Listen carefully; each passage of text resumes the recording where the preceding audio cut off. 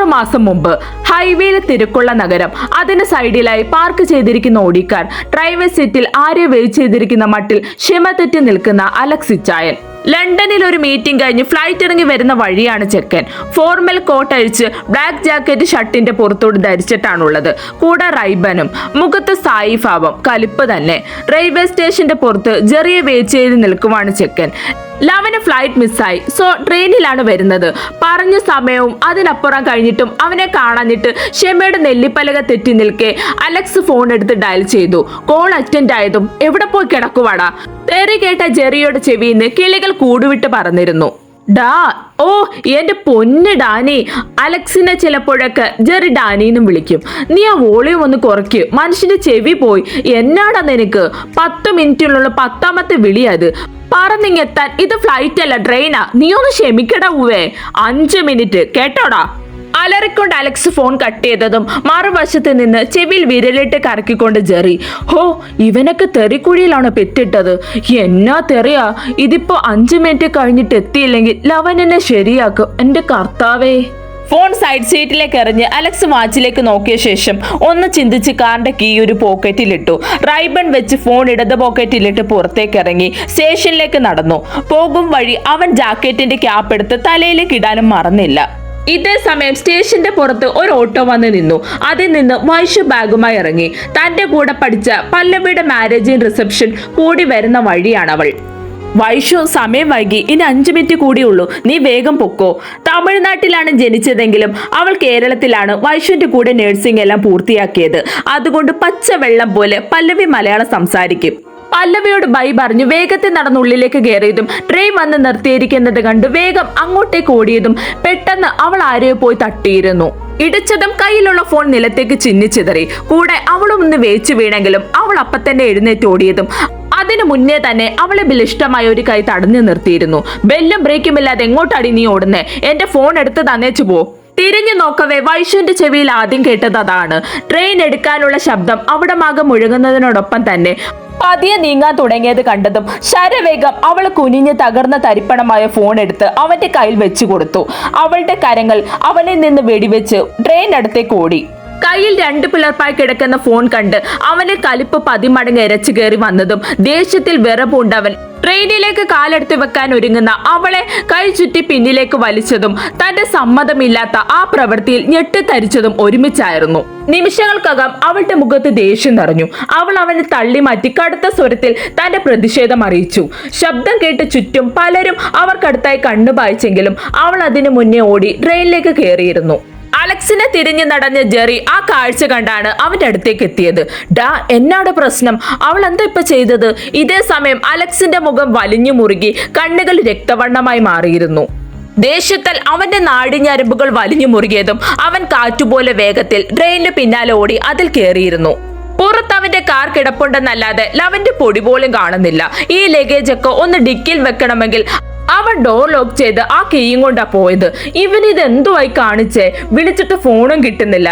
ഇനി എന്നെ കാണാഞ്ഞിട്ട് സ്റ്റേഷനിലേക്ക് കയറിപ്പോയോ എന്നൊക്കെ ഒരു നിമിഷം ചിന്തിച്ച് ബാഗ് തോളിലേക്ക് ഇട്ട് തിരിഞ്ഞ് സ്റ്റേഷനിലേക്ക് കയറിയതും കണ്ട കാഴ്ച ഇതാണ്. എന്റെ കർത്താവേ, ആ കൊച്ചിനെ കാത്തോണമേ. ഹല്ലേലൂയ, സ്തോത്രം. ഇതൊന്നും അറിയാതെ വൈഷു ബാഗുമായി ഉള്ളിലേക്ക് പോയി. തിരക്കേറിയ ട്രെയിനാണ്, എല്ലാ സീറ്റിനും ഫുൾ ആളുകൾ. പല്ലവി പറഞ്ഞതനുസരിച്ച് സീറ്റ് നമ്പർ നോക്കി. അവൾ ഒഴിഞ്ഞ സീറ്റ് കണ്ടതും നമ്പർ നോക്കിയപ്പോൾ അതായിരുന്നു. ഒന്ന് നെടുവേർപ്പിട്ടുകൊണ്ട് അവിടെ പോയിരുന്നു. ബാഗ് തുറന്ന് വെള്ളമെടുത്ത് കുടിച്ചു. സീറ്റിൽ പോയിരുന്നതും വയറ്റിനകത്തെന്തോ കുത്തുന്ന പോലെ തോന്നി. നോക്കിയപ്പോ സേഫ്റ്റി പിന്നാണ്. ഗോൾഡൻ ബോർഡർ കൂടിയ ഒരു ചുവന്ന ധാവണിയായിരുന്നു അവളുടെ വേഷം. ഇടിപ്പ് കാണാതിരിക്കാൻ വേണ്ടി കുത്തിയ പിന്നാണ് പൊട്ടിയത്. അതെങ്ങനെ പൊട്ടിയെന്ന് ഒരു നിമിഷം ചിന്തിക്കവേ പെട്ടെന്ന് ട്രെയിനിൽ കയറുന്നതിന് മുമ്പുണ്ടായ സംഭവങ്ങൾ മനസ്സിലൂടെ കടന്നുപോയതും ദേഷ്യം വീണ്ടും എരിച്ചു വന്നുപോയി. വൃത്തികെട്ടവൻ. വെറുപ്പോടെ നാവിനാൽ ഉരുവിട്ട ശേഷം അത് മനസ്സിൽ നിന്ന് കളഞ്ഞ് ബാഗ് തുറന്ന് വെള്ളക്കുപ്പി എടുത്തതും കുപ്പി കാലിയായിരുന്നത് കണ്ട് ബാഗ് സീറ്റിലേക്ക് വെച്ച് ഉള്ളിലേക്ക് പോയി. ബാക്കിലേക്ക് പോകും തോറും ആളുകൾ കുറവാണ്. അങ്ങിങ്ങായി കുറച്ച് ഇതര സംസ്ഥാന തൊഴിലാളികൾ മാത്രമേ ഉള്ളൂ. എന്തോ തന്നെ കണ്ടിട്ടുള്ള അവരുടെ നോട്ടം വല്ല തരോജകം തോന്നിയെങ്കിലും മുന്നിലായി അവിടെ യാത്രക്കാർക്ക് കുടിക്കാനായി വെച്ചിരിക്കുന്ന അത്യാവശ്യം വലിപ്പത്തിനുള്ള മിനറൽ വാട്ടറിന്റെ ചെറിയ ടാങ്കും അതിന്റെ കൂടെയായി ഗ്ലാസും കണ്ടതും നല്ലൊരു ആശ്വാസം തോന്നി. അവൾ വേഗം വെള്ളം എടുക്കാനെന്ന വണ്ണം അതിന്റെ അടുത്ത് പോയി അത് തുറന്ന് കുപ്പിയിൽ വെള്ളം നിറച്ചു കുടിച്ചു. ഈ സമയം ട്രെയിനിനുള്ളിൽ മാറി മാറി അവളെ തിരയുകയായിരുന്നു നമ്മുടെ ഇച്ചായൻ. ഒടുക്കം തിരിഞ്ഞു പോകാനൊരുങ്ങവേ പെട്ടെന്ന് അവളെ കണ്ടതും സിരകളിൽ രക്തം ഇരച്ചു കയറി.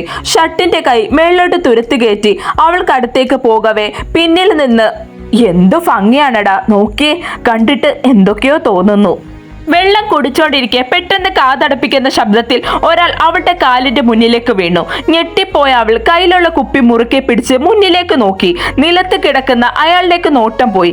അടുത്ത നിമിഷം അവളുടെ കണ്ണുകൾ മുന്നിലേക്ക് പാഞ്ഞു. അവിടെ കടുത്ത ദേഷ്യത്തോടെ നിൽക്കുന്ന അവനെ കണ്ടപ്പോൾ അവൾ ഞെട്ടിത്തെറിച്ചു പോയി. അവൾ ഒന്നുകൂടെ മുന്നിൽ കണ്ടത് ഓർത്തു നോക്കി. അയാളിലേക്ക് നോക്കി. ശരവേഗം കണ്ണുകൾ മുന്നിലേക്ക് പോയതും മുന്നിൽ സംഹാരതാണ്ഡവമാടി നിൽക്കുന്നവനെ കണ്ട് അവളുടെ കണ്ണ് ബുൾസയെ കണക്കെ തെള്ളി വന്നു. ഇവനോ? ട്രെയിനിൽ കയറും മുമ്പേ അവൾ കണ്ട അതേ ആൾ തന്റെ തൊട്ടു മുന്നിൽ നിൽക്കുന്നത് കണ്ട് അറിയാതെ എഴുന്നേറ്റ് പോയതും ശബ്ദം കേട്ട് ട്രെയിനിലുള്ള ആളുകളെല്ലാം ശ്രദ്ധിക്കാൻ തുടങ്ങിയതും അവനപ്പ അപ്പുറത്തെ സീറ്റിലുള്ള 3-4 പേരെ കൂടി ഏറ്റുമുട്ടാൻ തുടങ്ങിയിരുന്നു. അടിയെന്ന് പറയാൻ പറ്റില്ല. അവരെ കണ്ടാൽ തന്നെ ഇനി കുറച്ചു നാളത്തേക്ക് വിശ്രമം വേണ്ടി വരുമെന്ന് തോന്നും. ഒരുത്തം പോലും അവനെ നേരിടാൻ കഴിയാത്ത വിധത്തിലുള്ള അവന്റെ പ്രകടനം പേടിയോടെ നോക്കി നിൽക്കുകയായിരുന്നു.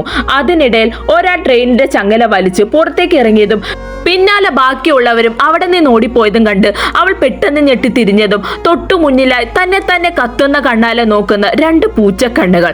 ഒരു നിമിഷം ഞെട്ടിക്കൊരുങ്ങി ആ കണ്ണുകളിലേക്ക് നോക്കവേ ചുറ്റിലും തങ്ങളെ നോക്കി മിഴിച്ചു നിൽക്കുന്നവരിലേക്ക് ഒരു നോട്ടം നോക്കിയതും ആ നിമിഷം തന്നെ എല്ലാവരും അവിടെ നിന്ന് പോയത് കണ്ട് അത്ഭുതത്തോടെ അതിലേറെ ആശങ്കയോടെ അവനെ നോക്കിയതും പെട്ടെന്ന് അവൻ അവളുടെ കവിളിലേക്ക് കൈവച്ച് അവന്റെ മുഖത്തേക്ക് ചേർത്ത് നിർത്തിയിരുന്നു. ഇങ്ങനെയുള്ള വേഷമായി പുറത്തിറങ്ങുമ്പോൾ കുറച്ച് ശ്രദ്ധിക്കണം. പിന്നെ സംഭവിച്ചതിന് ശേഷം വിഷമിച്ചിട്ട് കാര്യമില്ല. പുച്ഛമായിരുന്നു അവന്റെ വാക്കുകളിൽ. അവൾ അപ്പോഴാണ് തന്റെ വേഷം ശ്രദ്ധിക്കുന്നത്.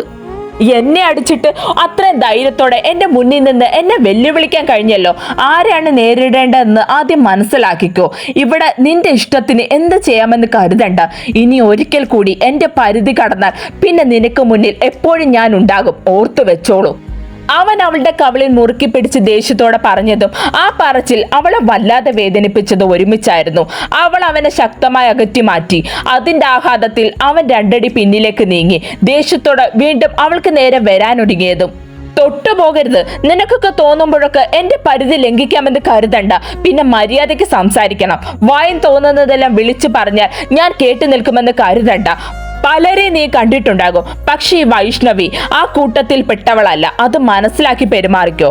അത്രയും ദേഷ്യത്തോടെ അവനെ നോക്കി എവിടുന്നോ കിട്ടിയ ധൈര്യത്തിൽ വിരൽ ചൂണ്ടി വിളിച്ചു പറഞ്ഞു. അവിടെ നിന്ന് പോകാൻ ഒരുങ്ങിയത് പെട്ടെന്ന് അവൻ അവളുടെ കയ്യിൽ പിടിച്ചത് ഒരുമിച്ചായിരുന്നു. അപ്രതീക്ഷിതമായ ആ നീക്കത്തിൽ അവളൊന്ന് ഞെട്ടിപ്പോയി. എവിടേക്കാണ് നീ പോകുന്നത്? നീ ആരാണെന്നോ എന്താണെന്നോ എനിക്കറിയണ്ട. പക്ഷേ എന്നോട് ഏറ്റുമുട്ടാൻ വന്നിട്ട് അത്ര എളുപ്പത്തിൽ പോകാമെന്ന് കരുതണ്ട. അലക്സിന്റെ നേർക്ക് കൈ ഉയർത്താൻ നീ ആരാണ്? കൈവിട്, വേദനിക്കുന്നു, പ്ലീസ്. അവളുടെ അപേക്ഷ അവഗണിച്ച് അവൻ ദേഷ്യത്തോടെ പിടിമുറുക്കിയതോടെ അവൾ സ്വയം രക്ഷപ്പെടാൻ ശ്രമിച്ചു. ഒടുവിൽ കിട്ടിയ അവസരം മുതലെടുത്ത് അവനെ അകറ്റി മാറ്റി അവൾ ഓടാൻ ശ്രമിച്ചെങ്കിലും അവൻ വീണ്ടും തടയാൻ ശ്രമിച്ചു. ഇതിന്റെ ഫലം നീ അനുഭവിക്കേണ്ടി വരും.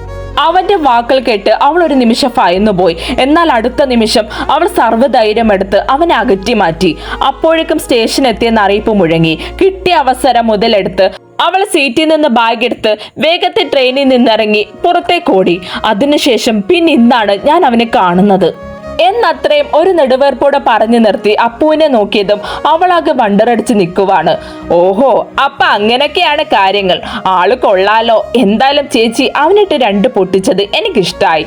ഞാനിങ്ങനെ ആവണമായിരുന്നു. ചേച്ചിക്ക് പകരം അവന്റെ കിളി പറപ്പിച്ചേരെ എന്നപ്പു വീരവാദം മുഴക്കുന്നത് കേട്ട് വൈഷു, ഹാ മതി, നിനക്കറിയേണ്ടതൊക്കെ അറിഞ്ഞല്ലോ, ചെന്ന് പഠിക്കാൻ നോക്കു വേഗം. ഹാ പോവല്ലേ. ഇനി അപ്പു എന്തെങ്കിലും കോൺസ്റ്റ് ചോദ്യം കൊണ്ട് വരുമെന്ന് തോന്നി വേഗം പോകാൻ നിന്നതും അവൾ വീണ്ടും പിടിച്ചു വെച്ചതും വൈഷു അവളെ തുറച്ചു നോക്കി. അപ്പു, എനിക്ക് ദേഷ്യം വരുന്നുണ്ട്, നീ മാറിക്കേ. ആണോ? ചേച്ചിയുടെ ദേഷ്യം കാണാൻ നല്ല രസാ. ഇന്ന് അവനെ കണ്ടപ്പോൾ ഞാൻ കണ്ടിരുന്നു ഈ വെളുത്ത മുഖം ഇങ്ങനെ ചുവന്ന് തുടുക്കുന്നത്. ചേച്ചിക്ക് അവനോട് ഇത്ര ദേഷ്യമുണ്ടായിട്ടാണോ ഇന്ന് അവനെ കണ്ടപ്പോ പതിറിയേ? അത് ഞാൻ പേടിച്ചിട്ടൊന്നും അല്ല. പിന്നെ നിനക്ക് വേറൊന്നും ചോദിക്കാനില്ലേ? നീ ചോദിച്ചോണ്ട് ഞാൻ ഇത് പറഞ്ഞു, അതവിടെ തീർന്നു. ഇനി ഇത് പൊക്കി പിടിച്ചോണ്ട് വന്ന നല്ലത് കിട്ടും നിനക്ക്. അവനെ ഓർക്കുന്നത് പോലും എനിക്കിഷ്ടമല്ല, വൃത്തികെട്ടവൻ. പോയിരുന്ന് പഠിക്കാൻ നോക്കടി.